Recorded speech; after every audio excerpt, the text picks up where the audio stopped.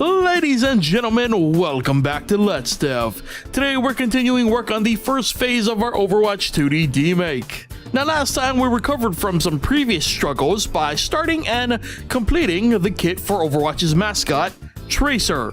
Today we'll keep things going by starting and finishing our next character, the Deadeye himself, McCree. That's right, we'll keep this one character per episode train running by getting all his abilities done in this very episode. Well, as much as we can do for now. And would you look at the time? It's not high noon, it's code time. Okay, that was really bad. So, as is tradition, I started off by getting to work on McCree's temporary sprite. Again, I have not used his default skin in forever, so all things considered, this temp sprite was pretty accurate. So, self-high five there.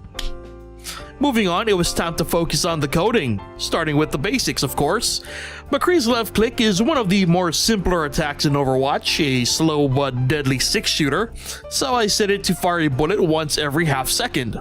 No idea how accurate that is because, if I'm not playing mystery heroes, I'm playing healer. Thanks, DPS hogs. Anyway, I then moved on to McCree's right click. I thought this would be as simple as coding his left click, but boy did past Keaton really mess with present Keaton. Adding the burst code we used before, it seemed pretty cut and dry, but testing it out resulted in no bullet showing up. And despite checking previous usage of the code and reloading the game without actually making any changes as if that does anything, I was stumped. But then eventually I remembered I'd modified the burst code to require a defined sprite. This was done back when we worked on Lucio. So after defining a proper sprite, the burst system worked just as it should. Yep, for a second there we were in fact shooting blanks. With that headache out of the way, it was time to focus on McCree's role. Using Tracer's blink ability code as an example, I applied the same to McCree for the role. Again, I figured instead of setting something more complicated up, simply giving the character a burst of momentum would be the easiest solution. And it turned out to be a pretty good idea. Imagine that.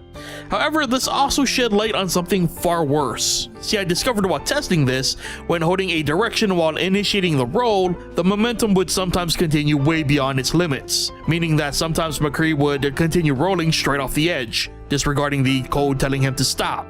After going through the platforming script, I realized this was an unintentional glitch that occurs when applying the additional momentum. As I mentioned back at the beginning of this project, this code isn't exactly stable, so realizing the issue was much bigger than just changing a few lines, I decided to move on for now. So it was time to focus on McCree's flashbang.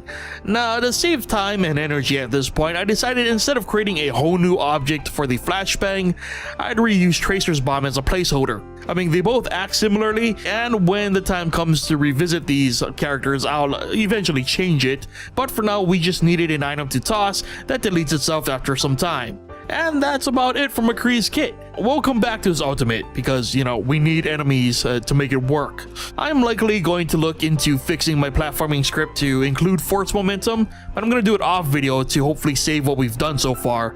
But McCree is complete and thus our streak continues. So that'll do it for this episode of Let's Dev.